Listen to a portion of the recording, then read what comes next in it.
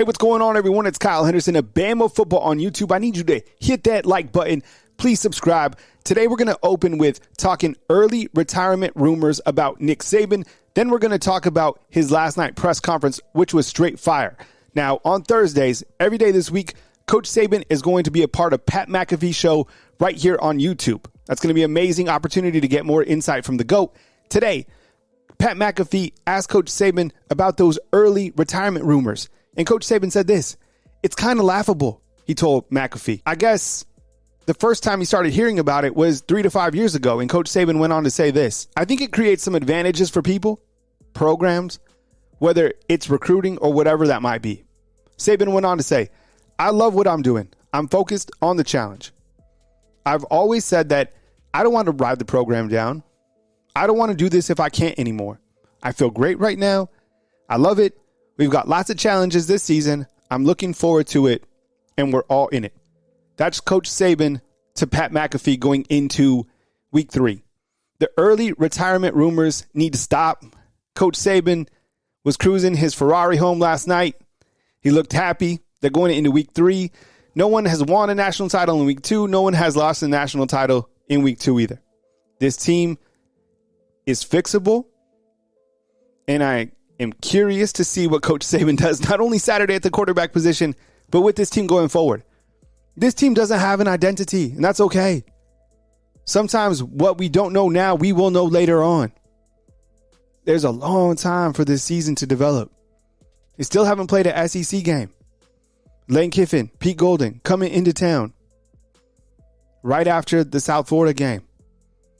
Get your popcorn ready. 2 more former Saban disciples coming to Tuscaloosa, Alabama. Trying to prove that Alabama is vulnerable. Trying to prove that Alabama is beatable. Lane Kiffin wants that game more than anything. But in terms of the early retirement rumors, I don't think Saban's just going to pack it up because of one loss to Texas. Now, that Texas loss, yeah, it stings. And it was so huge for the Texas Longhorns. Can you imagine what that's going to do for that program? Especially with them coming to the SEC, that's all they're going to talk about forever. That was their Super Bowl. They won the Super Bowl.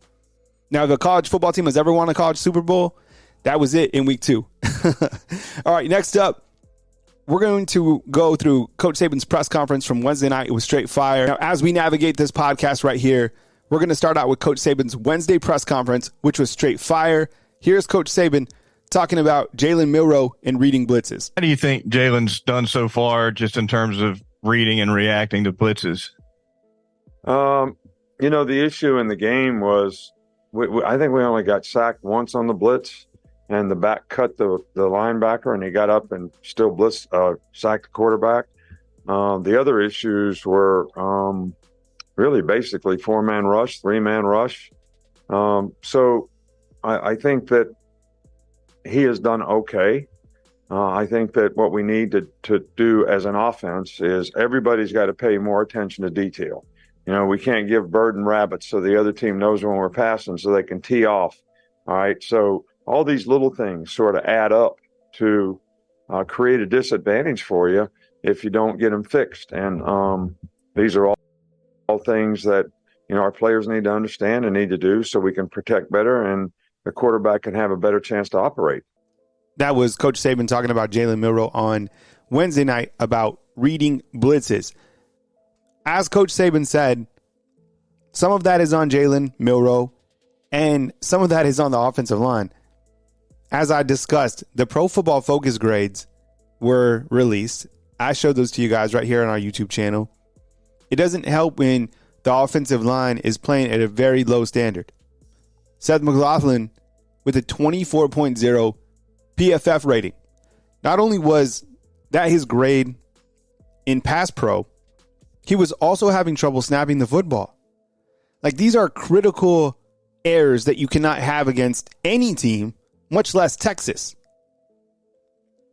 Alabama also had penalties on the offensive line that were costly. I get it.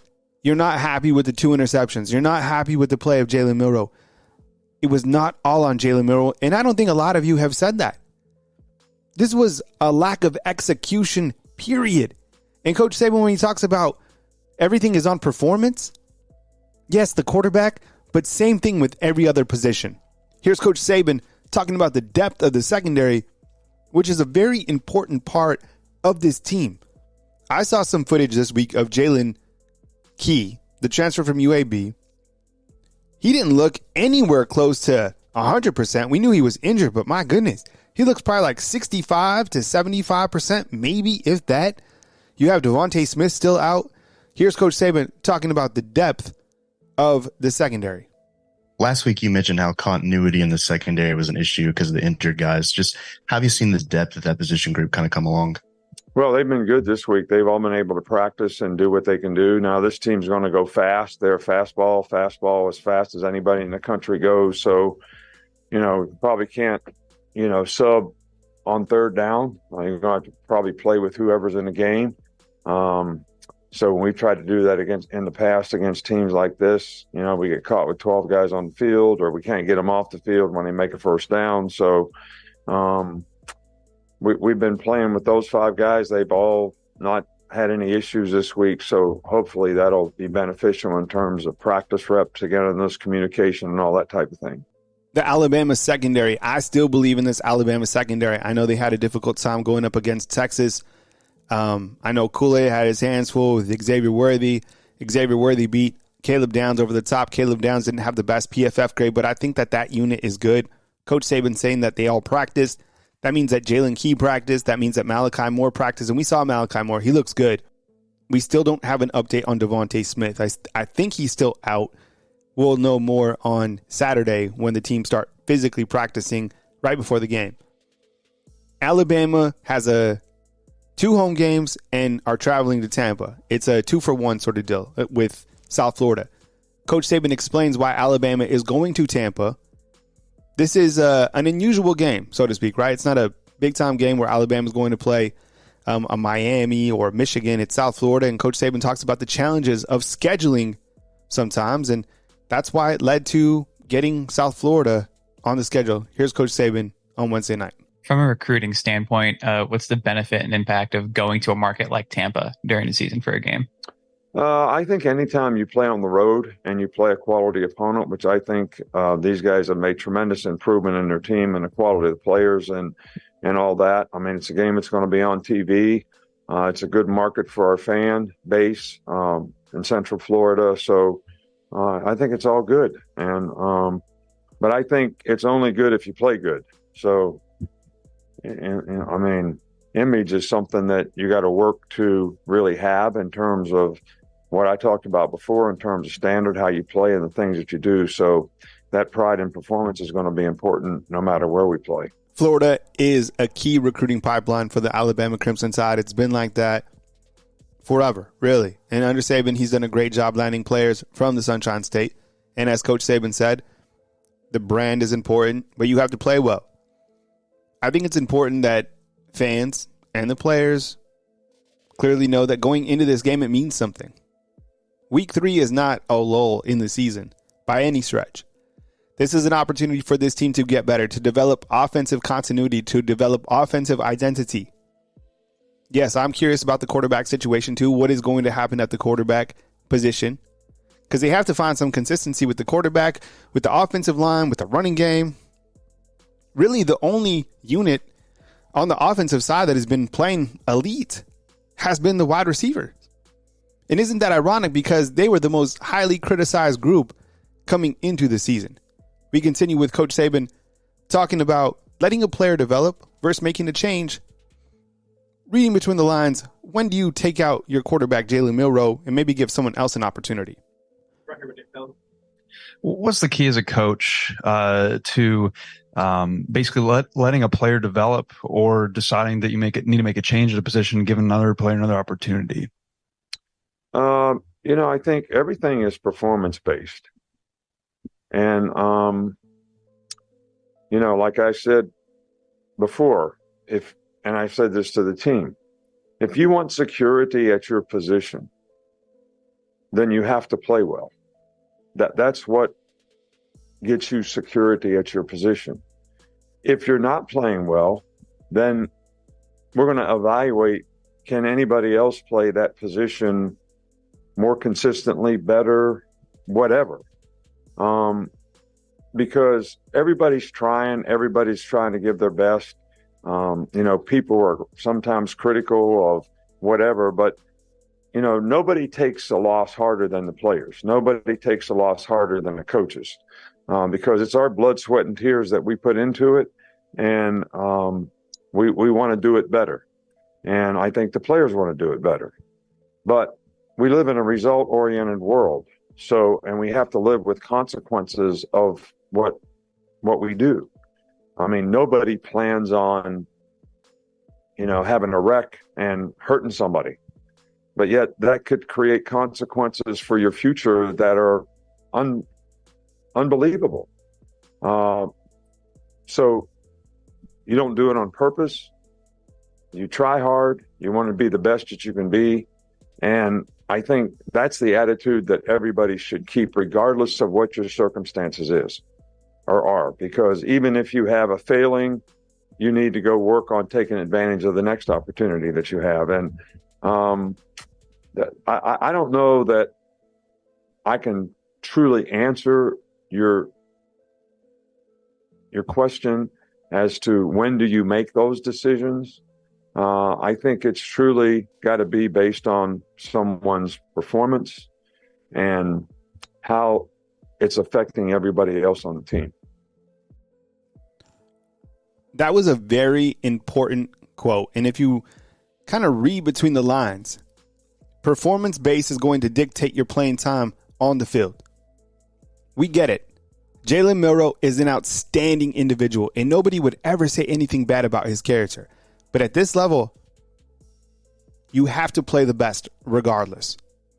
If it is impacting the team, his play, which it clearly did against Texas, you have to make a performance-based change. But when is that time? And what makes it so complicated, and I've talked about this before in my show, is do you do it after this Texas game against South Florida? Or do you let him get some of that momentum back against South Florida and then somehow make a change? It wouldn't make sense to take him out if he starts rolling against South Florida. Now, would it? Now, would it make more sense to start another quarterback against South Florida and see how he fares? The problem is, whichever quarterback starts against South Florida is going to look polished, poised, pristine. Because South Florida, let's face it, is not the caliber of any team in the SEC. What I think is going to happen as of Thursday, September 14th at 4:20 p.m. is that Coach Saban will play Jalen Milroe. Then he'll play a quarter or two, and I think Alabama will get up by a significant margin. And then I think Tyler Buchner will come in, and then I think Ty Simpson comes in. That's what I think is going to happen. I have no idea if that is going to be the case, but the reason I'm going out with Tyler Buchner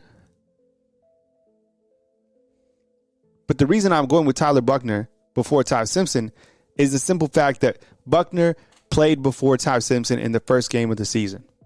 That's it. So I think the depth chart at the quarterback position reads like this: Milroe, Buchner, Simpson, Lonergan. So Coach Saban just told you right now it's performance-based, but when does he make that change? You would have thought he made it during the third quarter of the last game, but he didn't. So here we are entering week 3, still with the question mark about if this is performance-based, when is it time to make that call? Here is Coach Saban talking about using experiences to develop the offensive identity, which, let's face it, has no identity right now. Or experiences from past seasons or lessons you've learned from past seasons that you can use this season when it comes to establishing and developing the offensive identity?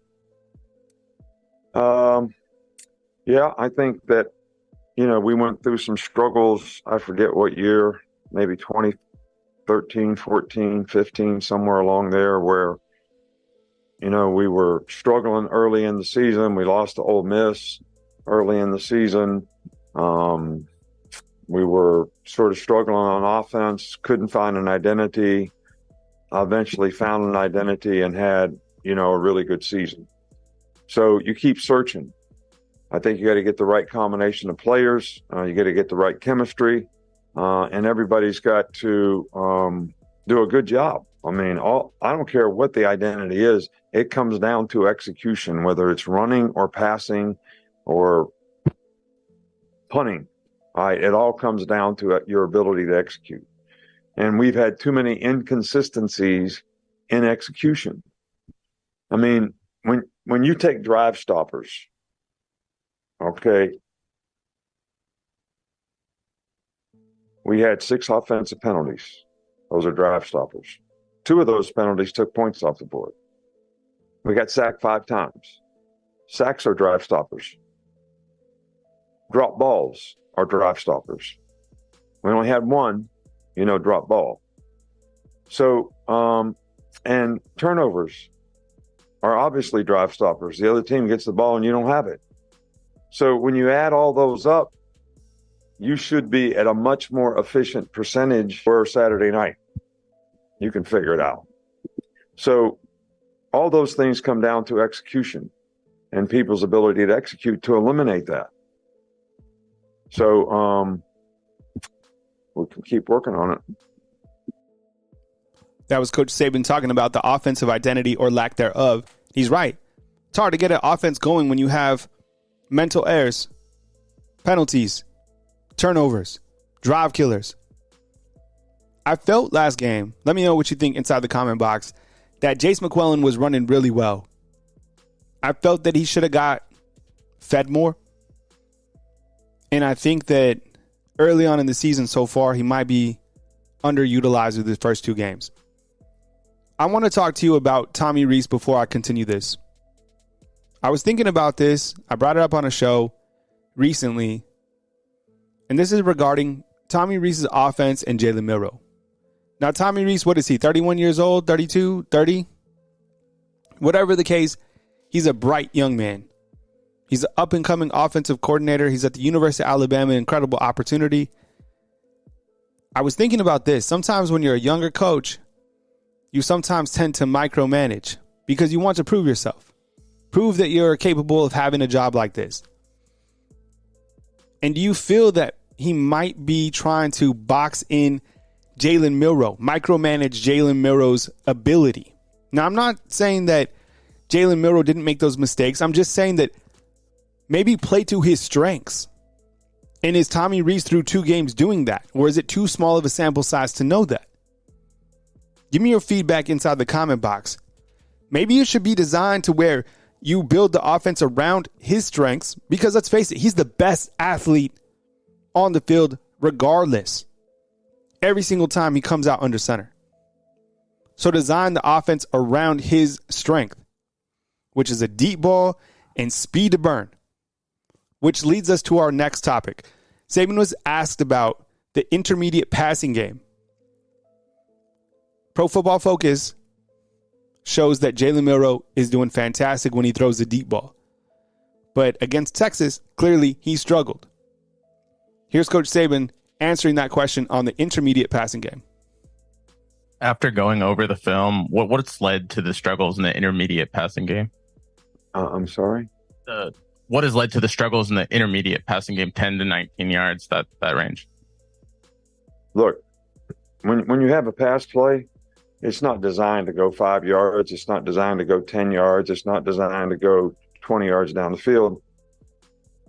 You have a pattern, and most patterns attack various levels. And then you read the defense and you decide, where should I throw the ball? Sometimes it's 20 yards down the field. Sometimes you got to take the check down and it's a 5-yard play. All right. So we have made some explosive plays in our first 2 games. We have not been consistent in what you referred to as the intermediate passing game and making decisions and get the ball out of our hand quickly and run good routes so we're open and things are, pretty decisive for the quarterback because of the picture. So, and everybody needs to do a better job. Protection needs to be better. Pocket doesn't need to be collapsing on the quarterback with a 4-man rush. So all those things need to get better.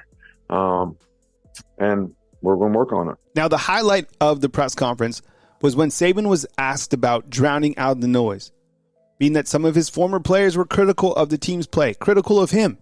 And he said, why wouldn't we be criticized after a performance like that against Texas? Here's Coach Saban with a fantastic soundbite going into week 3.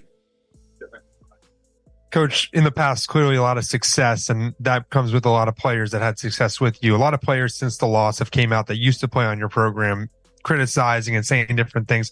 How do you tell your players to just listen to you and the inside noise and not listen to that? Because that's tough. I know it's easier for you, but maybe 18 to 22-year-olds, like Trent Richardson today said, we need to get back to BAMA ball. How do you tell your guys to stay in the room that you're in?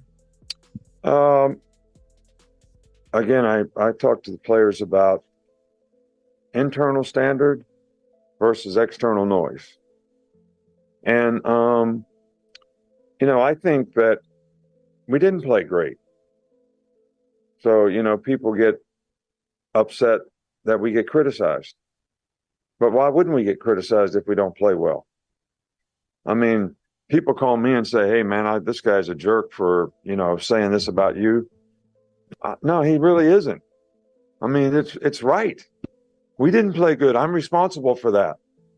So we did all these things on offense that I just talked about, add them up. Well, I mean, I'm responsible for that. So, I mean, in the real world, when you don't perform and you don't produce, you probably get criticized. Sometimes get penalized. Some people lose their job when they don't perform well. That's maybe even worse than losing a game when you can't feed your family and your children and all that, make your house payment.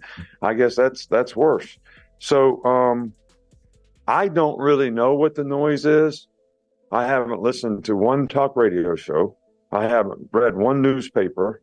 I have been focusing 100% of my time on the next team that we play, the last team that we played, and what we need to do to fix that. And I think all the players would be better served, and everybody in the organization would be better served if they all did that. Because what somebody else thinks really doesn't matter. It's all about what you do and how you respond to what you need to do so that you have a chance to be successful in the future. All right, thanks. Hey, fam, thank you very much for listening to this podcast. Hit the thumbs up, like, subscribe. My name is Kyle Henderson of Bama Football right here on YouTube. I appreciate you guys more than you know. We are moving closer towards 100,000 subscribers. Hit the join button to be a fan funder of this channel. One more time, Kyle Henderson of Bama Football on YouTube saying thank you very much for watching.